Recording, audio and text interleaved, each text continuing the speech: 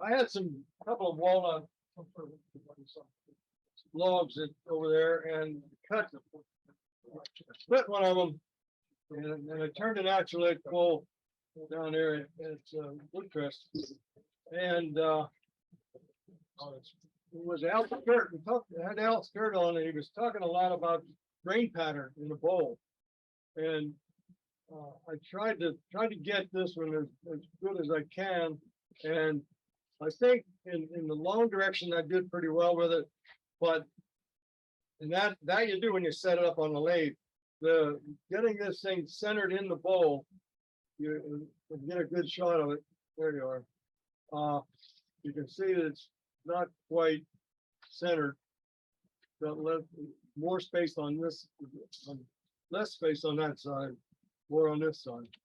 So that is determined by when you're gonna split the piece to begin with.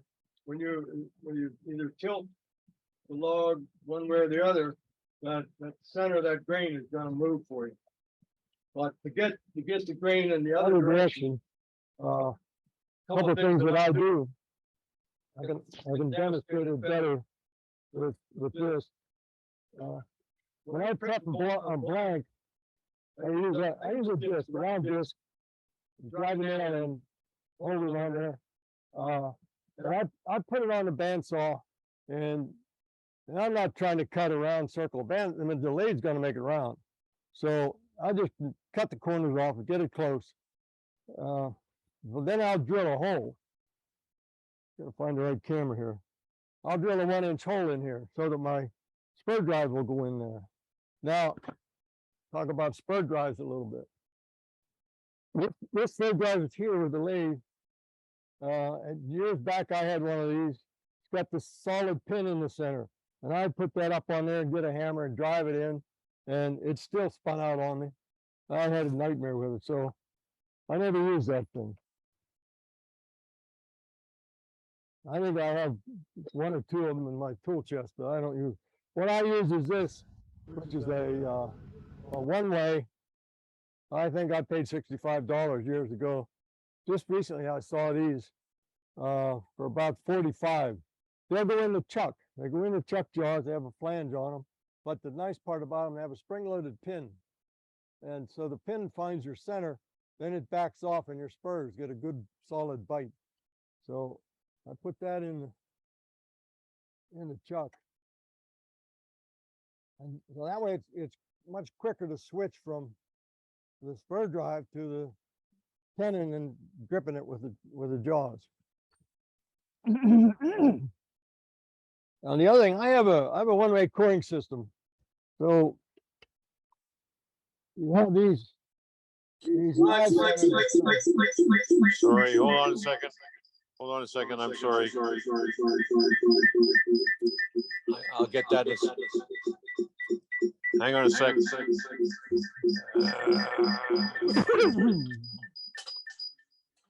Leave. Sorry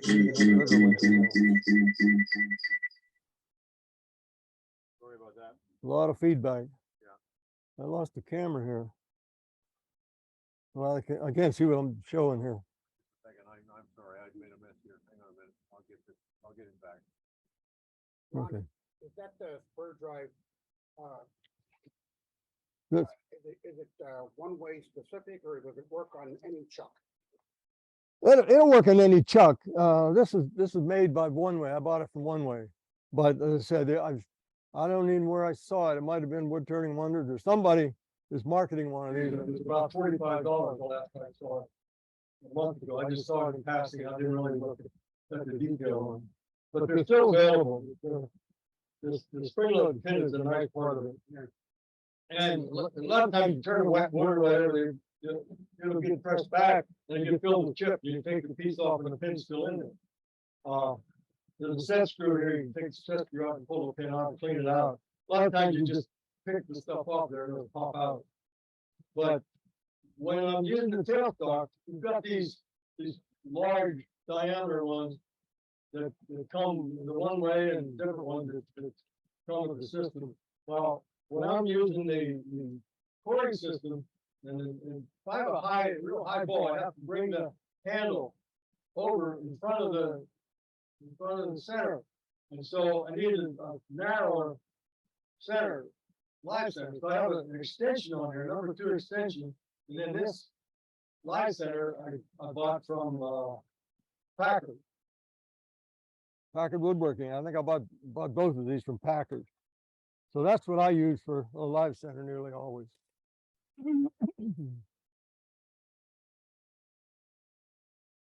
So I have this, I started this just to get a little, Packard has them, different people have them, but I bought it from Packard Woodwork. And they, By your one-way lathe has the number 3 in the tailstock, and they have the number 3 also. So the first thing I do when I'm bringing up a blank is put it on that center, and I try as best I can to lay my disc on there and try to center it on that blank. Of course, you got the log fading away from it. It's difficult to get it perfect, but you can get close. And then I'll measure a couple of spots here to try to get it centered. But then what I'll do is I'll set this up. Now the grain's running vertical. And I'll come over here before I take this grain off. I'll have this bark edge come up, and I'll measure from here over to the headstone. In this case, I can measure right to where I cut to, and that's about 9 1/8. And over here I measure that's about 9 1/2. Now, if I were trying to set this up, I would loosen this and adjust, raise this up or down wherever I need it. Then I'll go set the grain horizontal, and I'll come over till I hit the grain, and I'm measuring right here, and I got 10 1/4. Then I go 90 degrees and measure it again. So that way you get the bark edge that you want to try to do with your solid, your natural edge bowl more balanced that way. And that's how I did when I tried to balance the bark on this one, so that I get this high point about the same. Now this had this extra little lip on it. I was measuring across the center, and that comes out pretty close. And then you get your low points coming out again at about level when you make your bowl. So that's a critical part when you're doing a natural edge. So you have your bowl tilted so that you have the right angle on it. Not quite as critical with a round cut edge bowl, but it does make a difference. Okay, one other thing that I did right when I started up here is let me break these truck. That's use of candle wax, all right? Rub it onto the lathe, and I'm gonna leave this in here. And I have 3 or 4 of them, but this thing is so difficult to slide. And with that candle wax under now, you can slide it.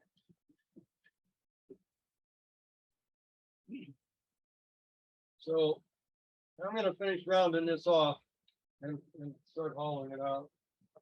The tools I'm gonna use, I have a 5/8 round PM powdered metal. This happens to be a David Ellsworth signature. Bought that up in Harrisburg, but he did a hands-on demo up there. I also have this is a Doug Thompson 1/2 inch. This handle is from my hollowing system. It has a 1/2 inch and a 5/8. The 5/8 goes on the hollowing tool. So I use it for the Thompson. And then I use the 3/8 Thompson. And this I made the handle for it, and I got one of these quick release handle adapter. That looks pretty good. And I use a long grind on all 3 of these tools. Where did you get the quick release? The what? The quick release on that last week? It's like that through the club, we had a group purchase, I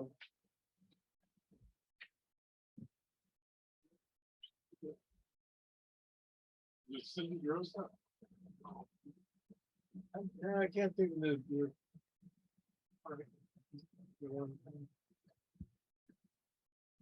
Where we get, what tournament we got to.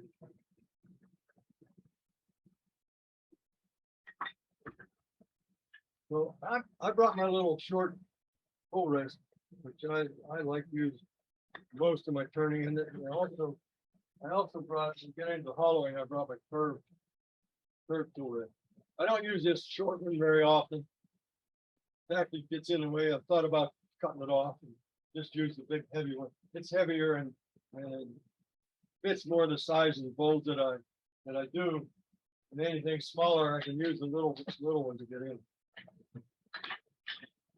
That tool ready color, set through adjustable, Yeah, the color you have on there. yeah, I set it up for the height and then stayed there. Hopefully it's close. I'm on a Powermatic, so it should be all right. And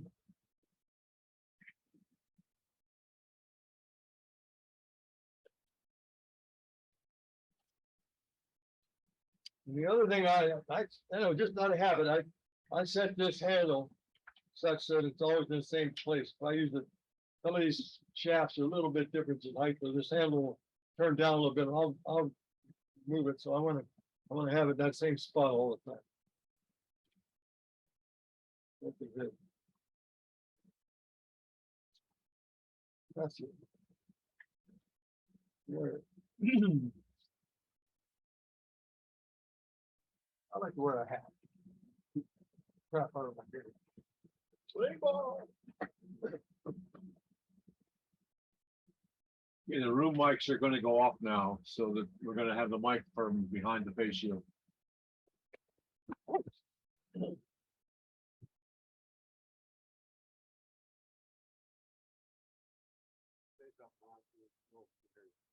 Okay, one thing I didn't do, when I bring the tailstock up, get the spur drive to bite. I'll shake the thing, get it loose, tighten it up a little bit more. Do that 2 or 3 times, and then usually when you're turning, it won't spin out.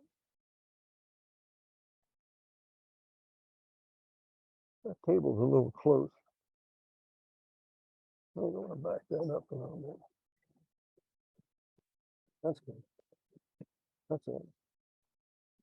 I have one about the same spot over there. Now this lathe, and most lathes will have a spot where you start bringing them up, they're going to want to vibrate.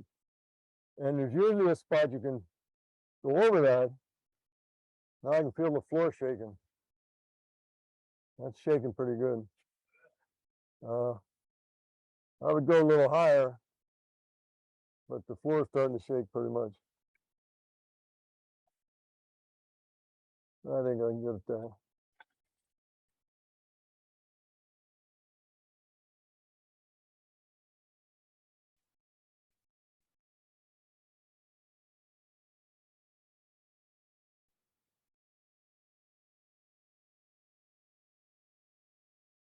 Get most of this off the top, I think it'll smooth out a little bit.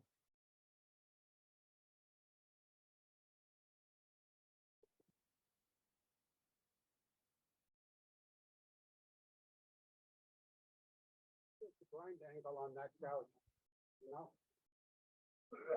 I don't know. The question was, what is the grind It's angle a- on the gouge? It's the same every time because I never change my tool, and I'm very reluctant to even put it on here because I don't want to change it. But and when you put it on the grinder, you can see this one, but then when you lay over on that drive grind attachment, that's going to be different wherever they set that leg, this way or that, and that affects that side angle. And so I'm used to this. In fact, I went up to Harrisburg and did pens, turned some pens, and I didn't take any tools along. So I picked up a spindle gouger and I'm going to turn a pen. it took me like 3 pens before I got comfortable using that tool, because the angle is a little different than what I have at home. The grind, the consistency of the grind you use is very important, I think. And it makes a big difference the way it works. If you want to establish that grind angle on a full couch, just go to Dave Elford's site. He sells a adapter for the Wolverine that'll do that. Right, it's like 60 some degrees, but it'll do the wings. It looks pretty steep, like 60 degrees. Yeah. Yeah, when I got this from Ellsworth, I didn't buy his jig, and he was saying, "Oh, you gotta have this jig." Well, I have the Vari grind and Wolverine, and I was not able to get it exact, but I got very close, and it's comfortable. It works for me, so that's what I use. I never measure it.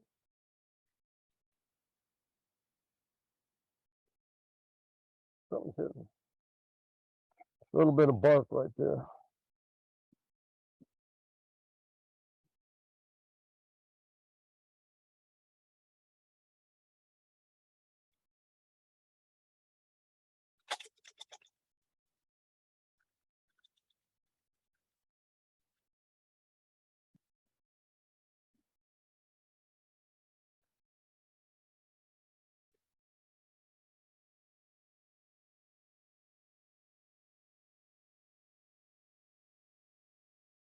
We're close to around, but not quite.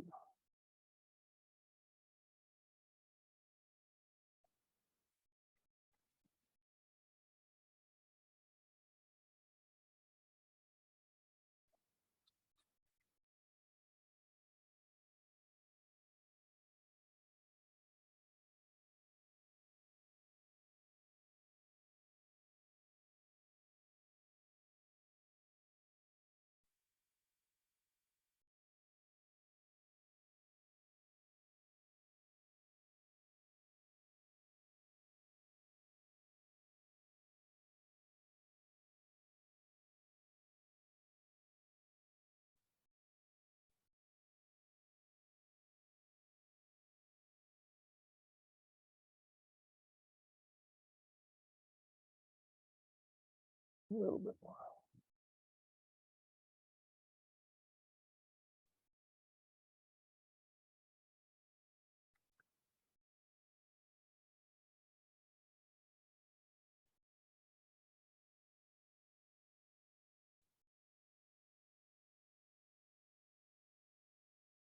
I'm running 750 now.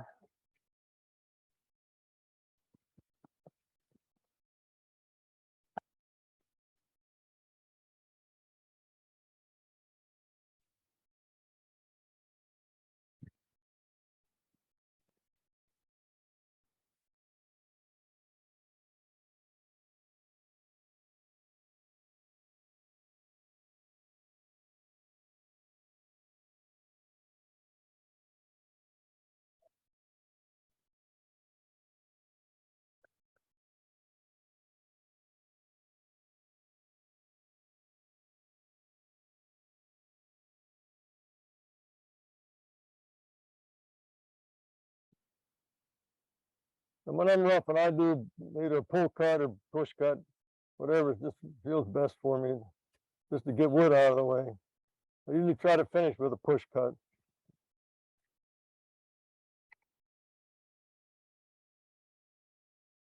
I got some bark down here I want to get rid of.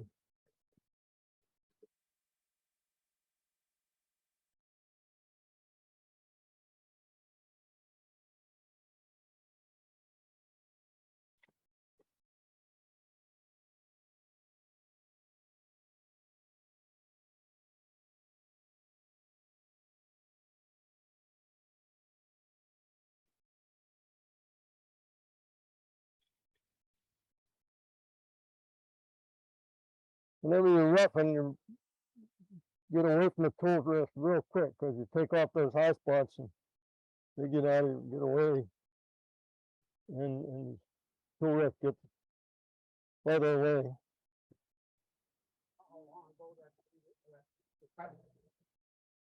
The question was, do you know how long ago the wood? Yeah, I'm thinking where it came from. It's probably cut a month ago. And I split well, it was two blanks in the log, and I cut it in half and split it about midweek last week. And then I rough turned it, I think, on Friday or Saturday. It's still wet. We don't have room mics on right now. So when somebody asks a question, I'll relay it to you so it gets into the recording.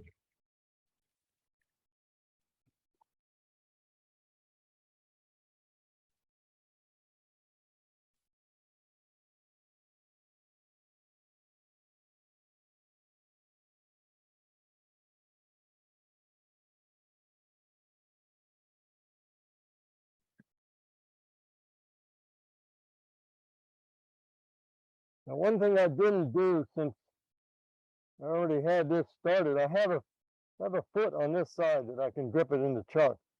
And usually the first thing I do when I put a piece on a lathe is make a foot. Well, since I'd already started this, I decided, well, I'll finish rounding it. But I don't have a foot on here for hollowing it out. So I gotta work on that.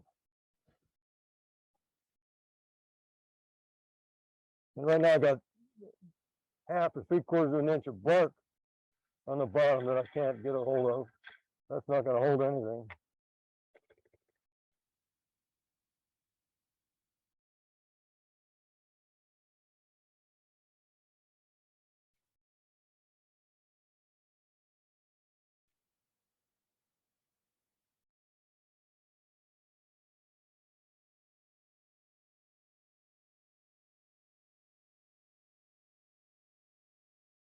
I'm gonna have to take a good bit of this off to get through that bark, I think.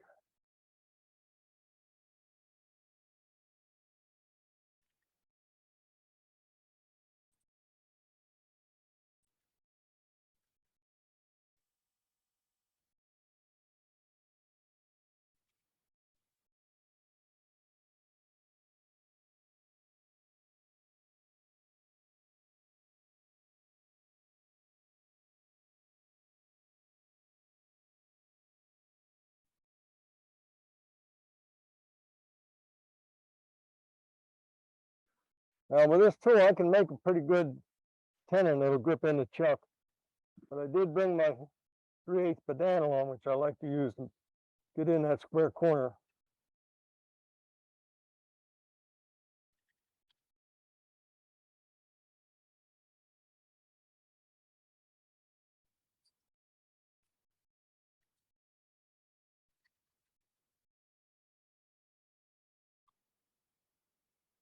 Yeah, I think that'll hold it.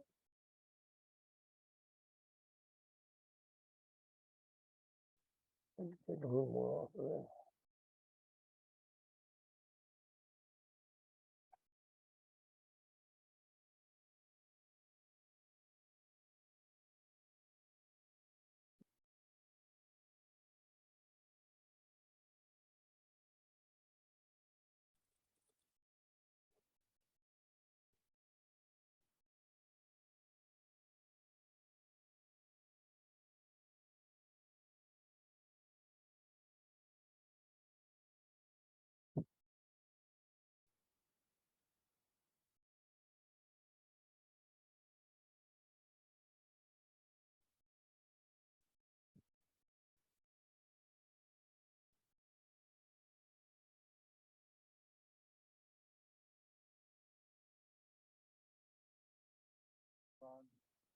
Can't see from here, but when you're doing that foot cut, is your glute at 12 blocks? Yeah, and I'm basically cutting on the side of the grind.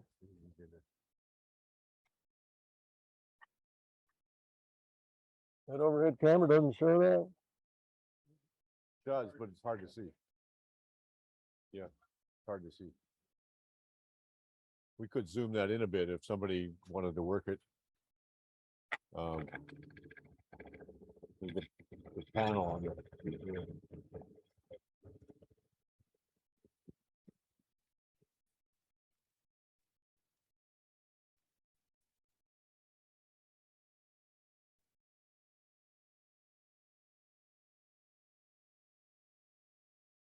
You know, Did you a- gotta twist it. A lot of vibration with that, cutting the wood and then the bark. What that's gonna look like when we get through, how thick that is down in here. I think I still need to take some of it off.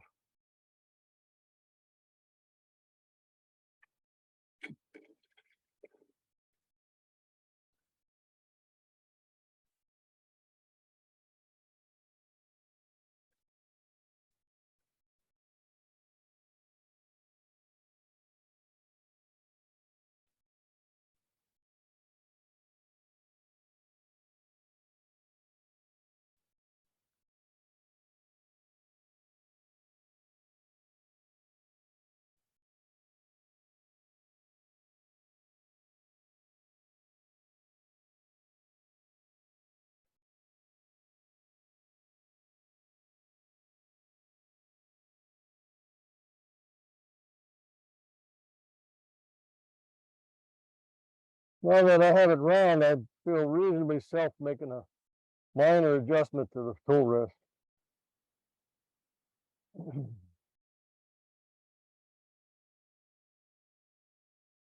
Now I pretty much have the shape I want. I'm gonna do a little shear scraping.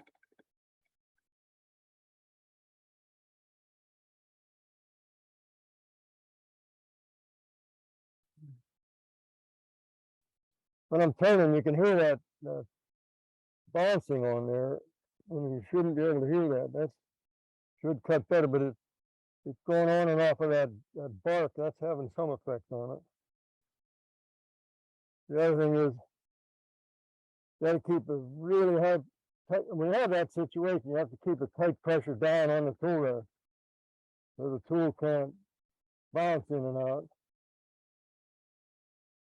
That's coming better.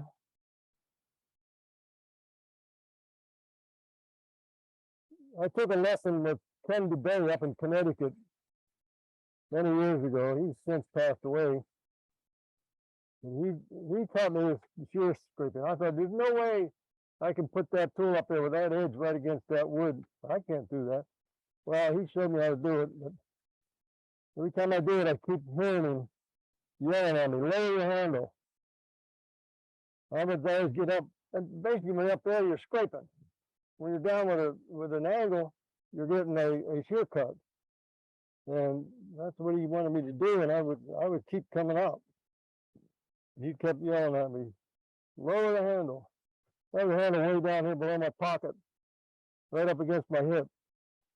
And I'm pressing down as hard as I can on the tool rest with the left hand, so the tool doesn't move. The wood can't move the tool out of the way, so it's going to make a round bowl, what I want. And you take a lot, you can take amazing, you can cut, sharpen your tool, and take another cut, and you still got that tear out that you can't get out. You do a shear scraping, and it'll disappear. That's the best way to take tear out. And I got one little line there that I can see, and I could probably start sanding that with 150 or 180. Thanks. Yeah, thanks.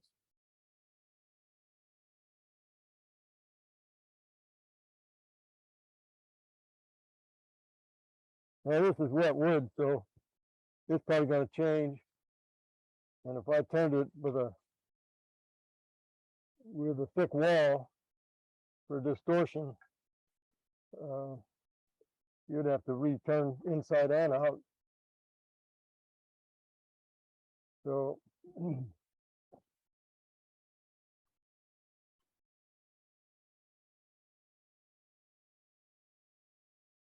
done with that for now. Now, I almost never make adjustments on the chuck with the tool rest in. I got too many marks on my arms and all that with that. This guy I worry about a little bit too, but working on the chuck. Since I do coring, I get in the habit of putting a tenon on the front and the back, so that, okay, I've got this thing in here and I core this out. Now I got to put a foot on the back of it And so I gotta put the center in the center here and get kind of close to the center. You put the foot on first, when the core comes out, and you can grab it and get it dead center. So that's a habit I have, and it takes a few minutes and you have it. So now with all this heavy bark on the back, that comes in handy for me. So I can set this up, and I guess I don't need this. Well,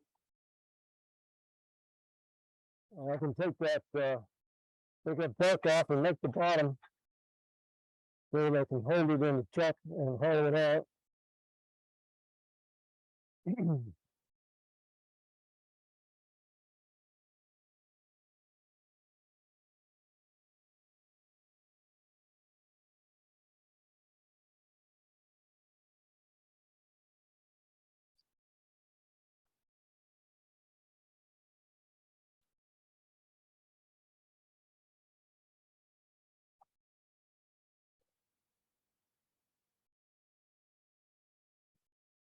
And this one's been drilled, so I'm going down to the bottom of that drill.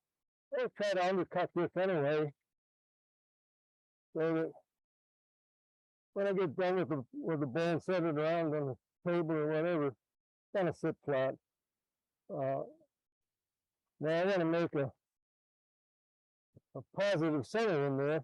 Sometimes I forget to do that, and then you come up and well, you get close to the center, but you're not really right in it.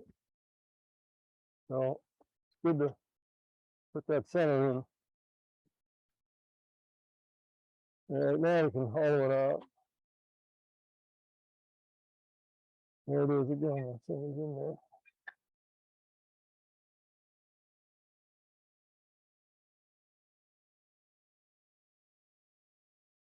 I didn't make that quite small enough. I like to make that a little smaller. I use the straw hold over at home, and I have number 2 and number 3 jaws for this truck.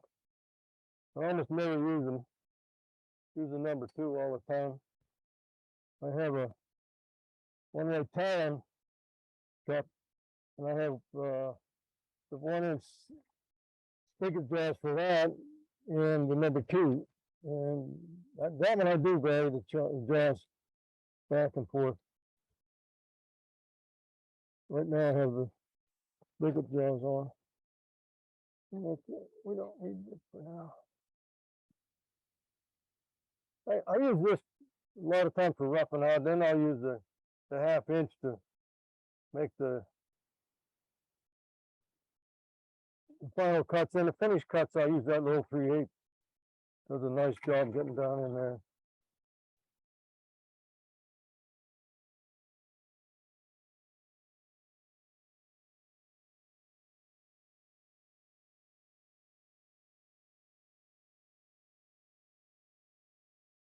Whenever I make these tenons, I'll use the bidet, and I'll go in and make the tenon.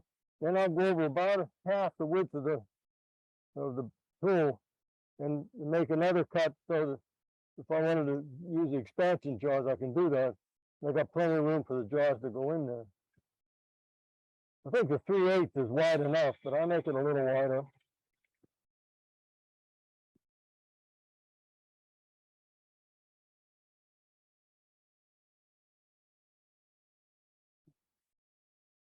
Before I go too far, I am going to put this back in.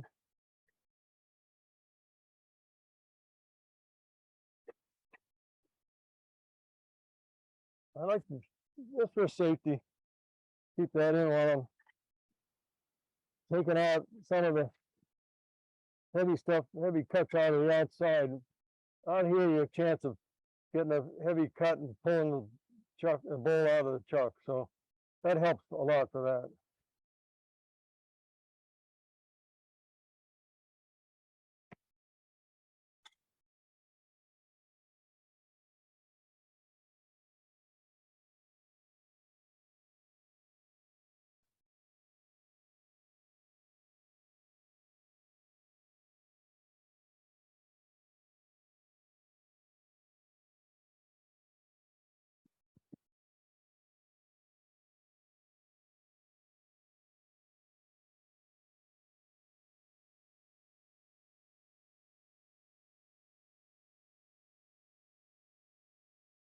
This cut like this puts a good bit of tension on the one throw to pull the bowl out of the chuck.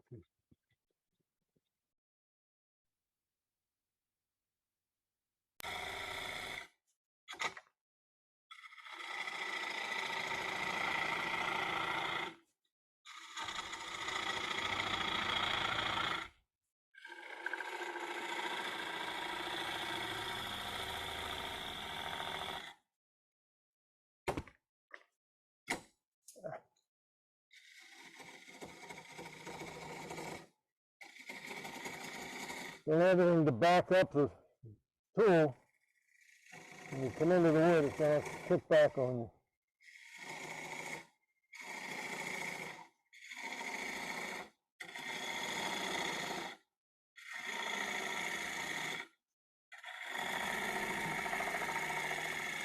The edge is starting to go on this tool.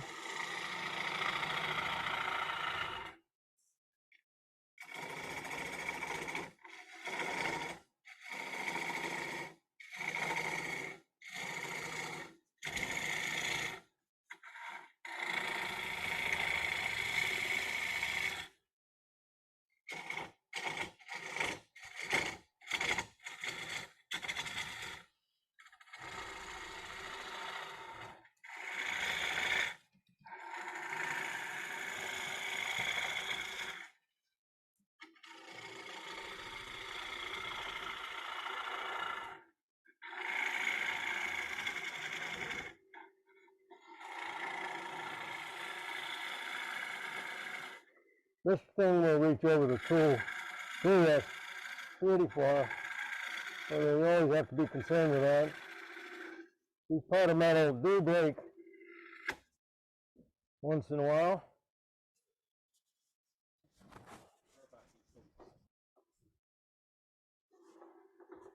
All right, yeah, it won't take long to clean that out. He's humming along pretty good here. Yeah. Now, we have this hollowed out somewhat, but I have a pretty wide edge here. Now, if you want to take that edge, you've got to be sure that you have your handle way out around so that your edge of your tool rest is going to be, or your tip of your tool is going to be perpendicular to the surface that's coming around there. If you don't, you have to have something behind that. Like if you want to get inside here and take some of that out, you have to be able to ride that bevel a little bit and then start cutting. But out here, you try to come in there at an angle, it's going to skate back on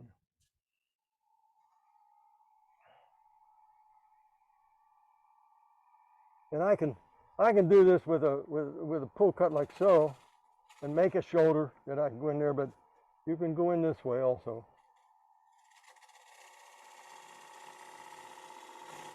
Once you get a little shoulder, then you can go in at a little bit of an angle, whatever you want to do.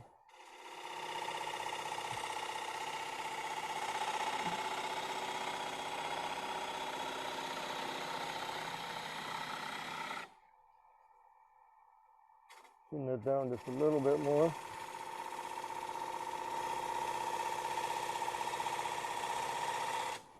I'm getting this down to about finished thickness, so it's going to distort. Normally I would leave, if I want to just end up round, I would probably leave it at about 3/4. All right, I'm going to go to this smaller 1/2 inch.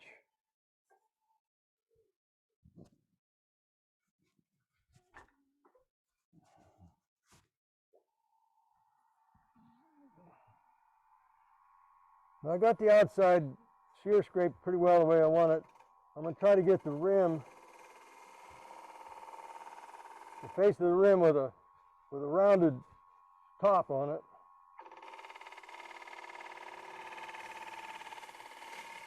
Like so. And I always like to undercut so that when you reach in there, your thumb has a little bit of a lip to pick up when you pick up the bowl. So I do that with a little pull cut here. Just pull that back, and then I can come in here, lay my tool on there, and swing the handle wide, come down in. get the wall thickness that I want.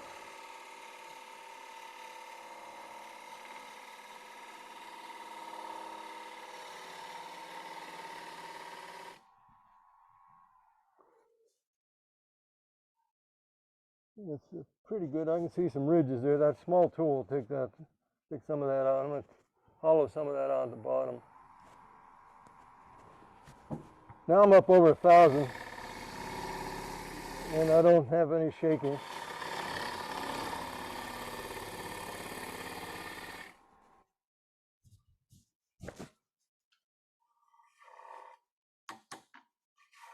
I try to ride the tool on there to clear the sawdust out of there, and then bring it down, roll the blade into the cutting edge, into the wood, so I see shavings coming off, and then I follow that down, get thicker and thicker as it goes down, take the wood out of the bottom.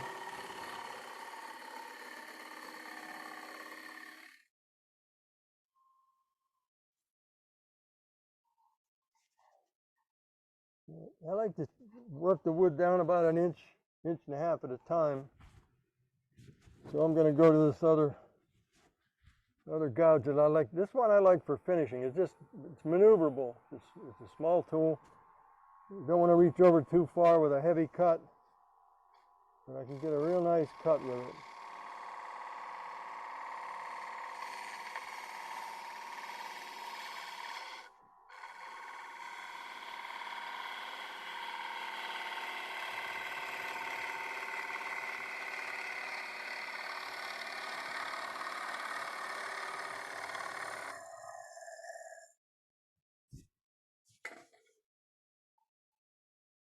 That's pretty, now, I don't know if you noticed, but when I start out kind of pretty much on level, but as I go down, I lower the handle so that the bevel is riding pretty well on the back of the bowl down in here. And I'm actually cutting well above center. Then as I come down into the center, I'll bring it back. See if we can get this finished here shortly.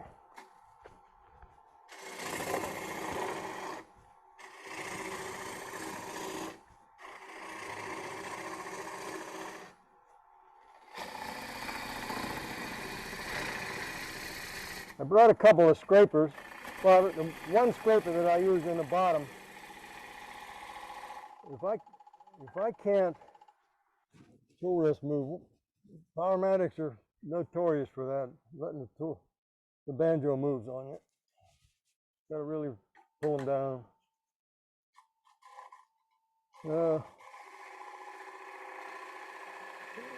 If I have a deep bowl that I can't get my bowl guard at a good angle, I'm going to get ridges in the bottom. And the way to get them out is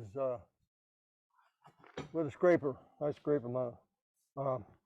Okay, so, and I use the calipers quite often. I'll stop just about every cut and check the wall thickness. And I don't measure exact wall thickness, but I'm comparing the gap on the outside here. And right about in there, it's getting thick. So I need to take that out.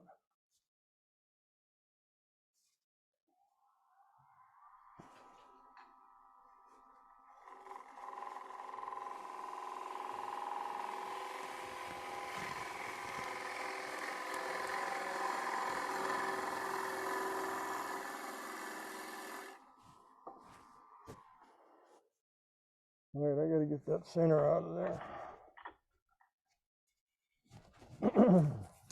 So now, before when I was getting over 500, I was feeling the floor shaking. Now at 1100, I don't feel anything. Once you get your bowl true, it runs pretty good.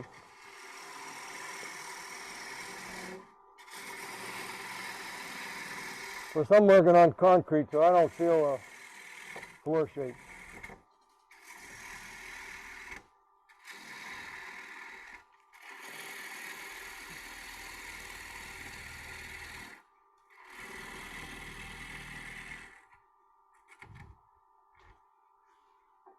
Why aren't you using the bowl turning tool rest that you brought?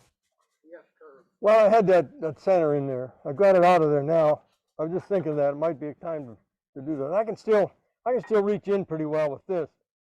This is starting now where this post is going to hit the rim. So that's about as far in as I could go anyway. The question he's answering is why isn't he using the rest he's now about to use?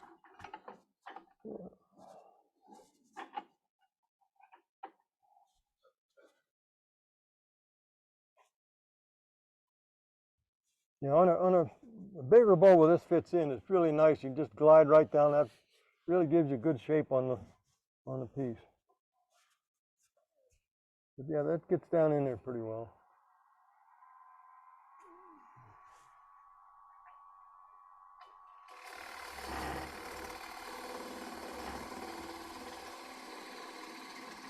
And I can ride my knuckle right along that curve, and that works pretty well, especially down there in the bottom.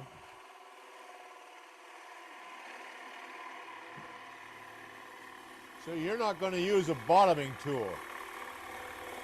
I have one. I didn't bring it. I don't use it very often. A bowl like this, I don't think I would need it. I can get in with a bowl gouge.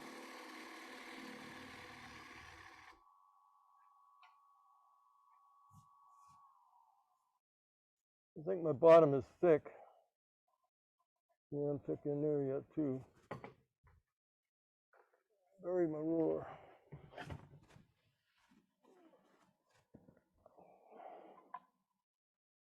Oh yeah, I got over an inch in the bottom.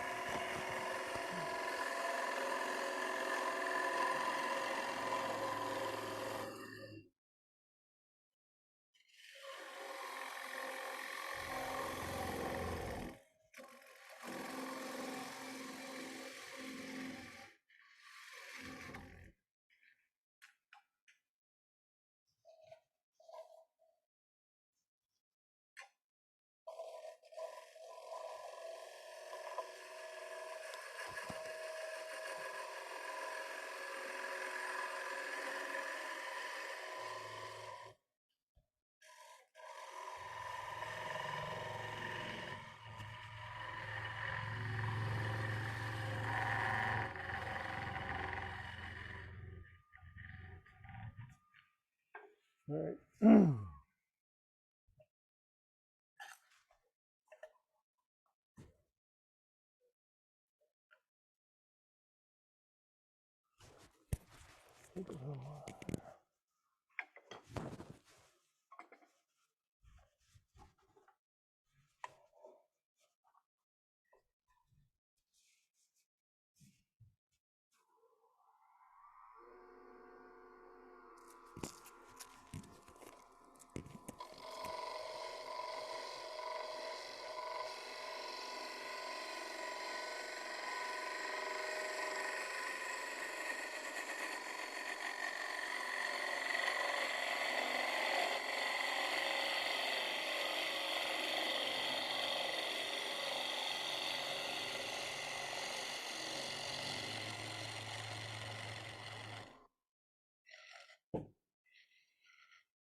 Hey, Angelo.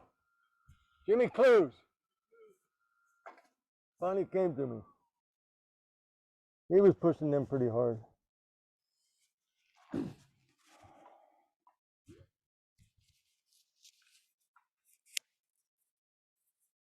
know, I'm a little thick in the bottom yet. Take one more cut or two. How are we doing on time? All right.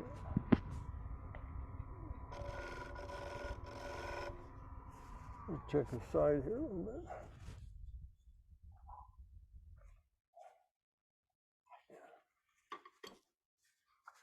You can see where it's starting to thicken up a little bit.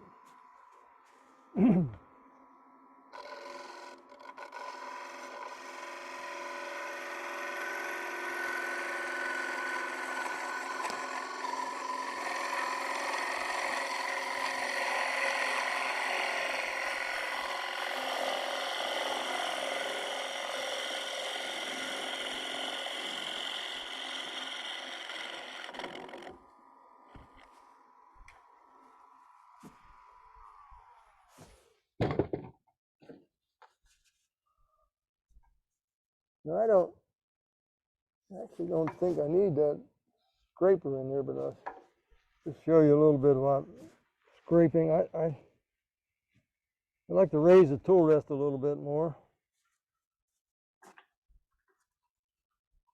And this one is ground so that I can go around the edge and then I come down along the side on a bowl or whatever I'm doing. But I don't have too many ridges inside there. That's why I use it mainly, to take those ridges out of the bottom, but I can take that out of there.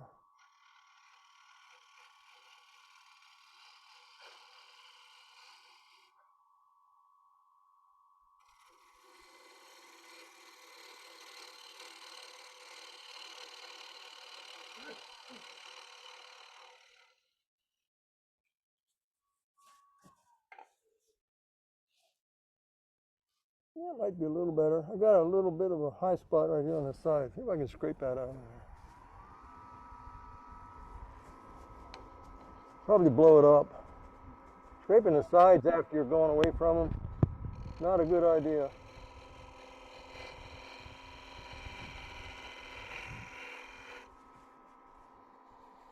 I think that might be better. Huh. A little bit.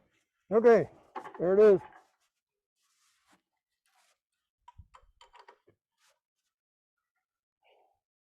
Pretty interesting grain in this piece.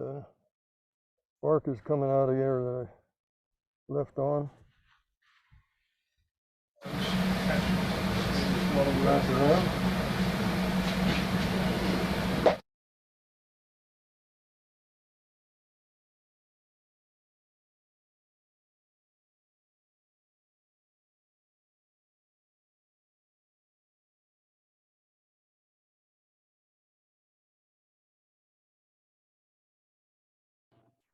Can we see a close-up of that scraper you used?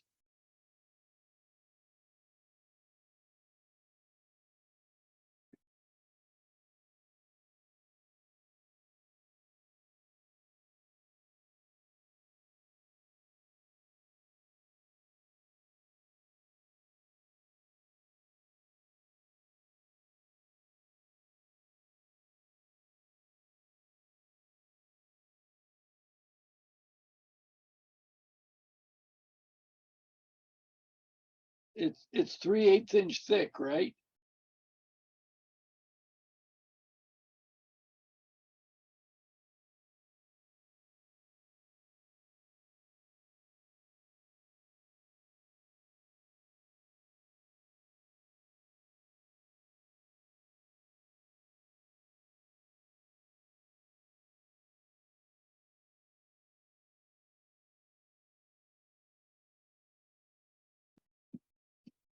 Did you grind that one yourself?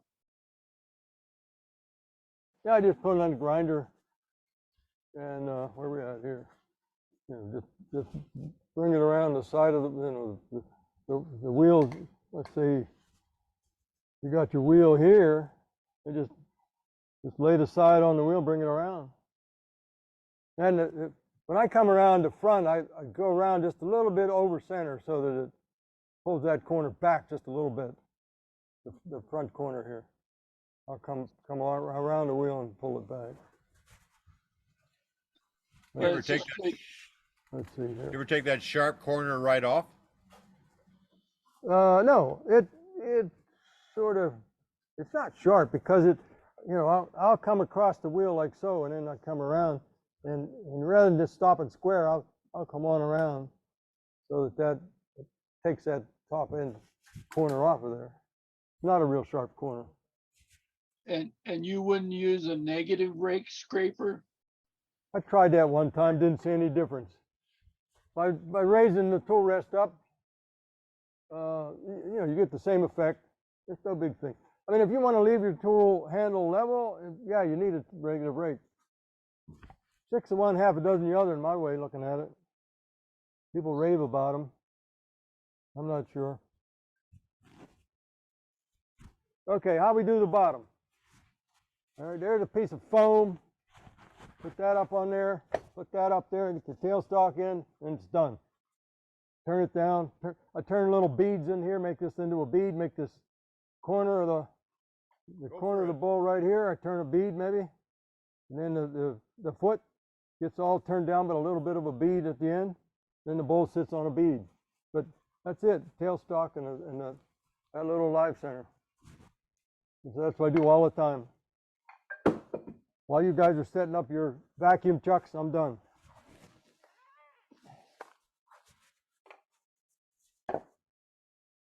Okay, anything else? So with a bowl like that, with the wet wood, what's your next step? Question is, with a bowl like that with wet wood, what's the next step? I will probably put this in a plastic bag, slow it down, let it dry a little bit. And next time I come down to the shop, I'll pull it out and let it sit there for a couple hours while I'm there. And maybe back in the plastic or maybe in paper. Just gradually try to slow the drying. It's gonna work because it's as wet as it is. But if you slow it real slow, it'll help. And the bottom's a little thick on this. I'll probably take a little more off the bottom of this. But Question is, does he do any wet sanding on that? no, I'll usually wait till it dries till I sand. Yeah. I wet sand my finish. I use 600 wet to take the Hang on, fuzziness off the finish. hang on a sec. I'm going to go over to room for everybody. No, that doesn't. I know what the matter is there. Hang on a second. Okay.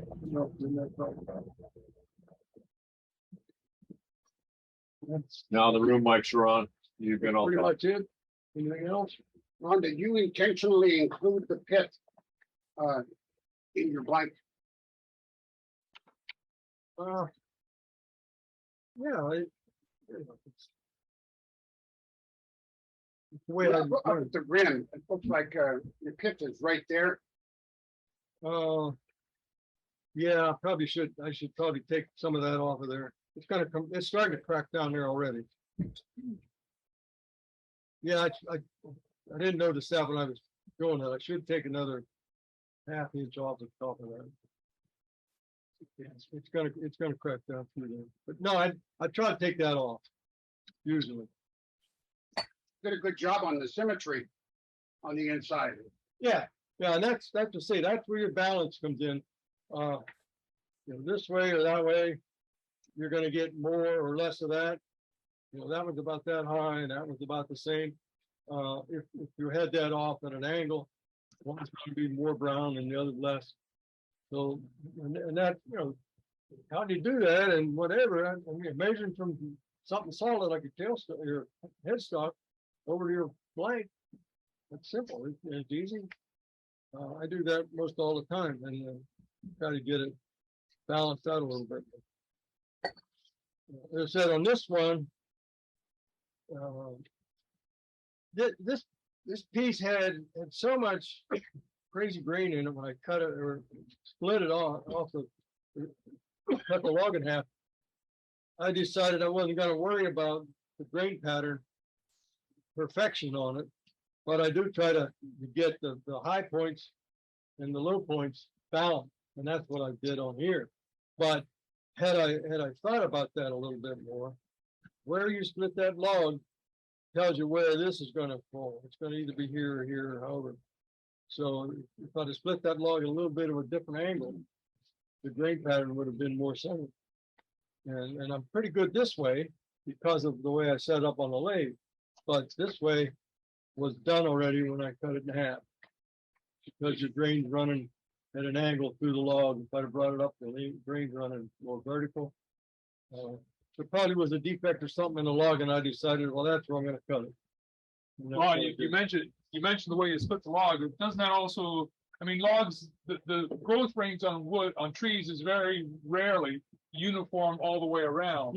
Yeah. So you have to make sure the growth rings where you're cutting are at least the same shape or whatever if you want to get centered more, don't you? Yeah, and when you get a bowl that has that in the middle, you see that. I mean, that really looks like somebody spent a lot of time figuring out how to do that. And he probably did, but bottom line, he got lucky too. Because yeah, it's a natural thing and you think you can tell where it's at, but it can vary across the width of the log, sure. Yeah, but yeah, it's simple to take that bottom out, bring your tail cock up and what I'll do a lot of times, I'll turn it down to get it really small and then I'll take a skew chisel and just slice down and you can slice that thing right down till it's almost off. Then take it off and just snap it off and sand it. A few minutes and you're done.